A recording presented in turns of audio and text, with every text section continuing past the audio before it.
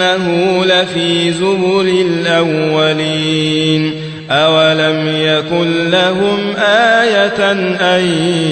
يعلمه علماء بني إسرائيل ولو نزلناه على بعض الأعجمين فقرأه عليهم ما كانوا به مؤمنين كذلك سلكناه في قلوب المجرمين لا يؤمنون به حتى يروا العذاب الأليم فيأتيهم بغتة وهم لا يشعرون فيقولوا هل نحن منظرون أفبعذابنا يستعجلون أفرأيت إن متعناهم سنين ثم جاءهم ما كانوا يوعدون ما أغنى عنهم ما كانوا يمتعون وما أهلكنا من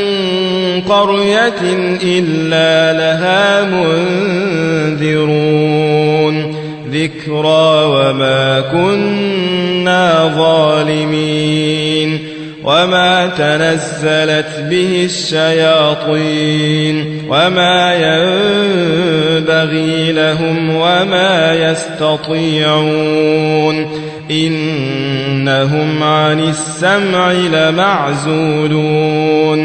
فلا تدع مع الله إلها آخر فتكون من المعذبين وأنذر عشيرتك الأقربين واخفض جناحك لمن اتبعك من المؤمنين فإن عصوك فقل إني بريء مما تعملون وتوكل على العزيز الرحيم الذي يراك حين تقوم وتقلبك في الساجدين إنه هو السميع العليم وتوكل على العزيز الرحيم الذي يراك حين تقوم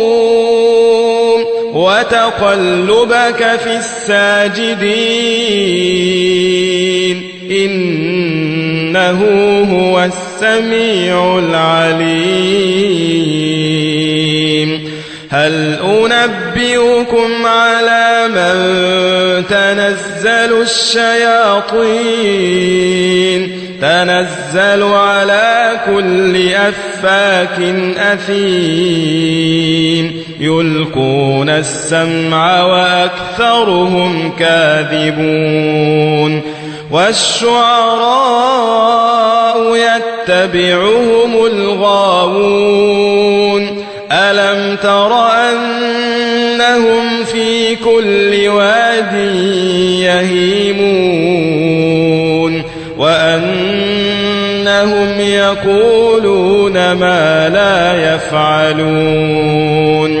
إلا الذين آمنوا وعملوا الصالحات وذكروا الله كثيرا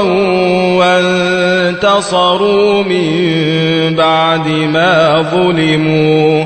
وسيعلم الذين ظلموا أي منقلب ينقلبون.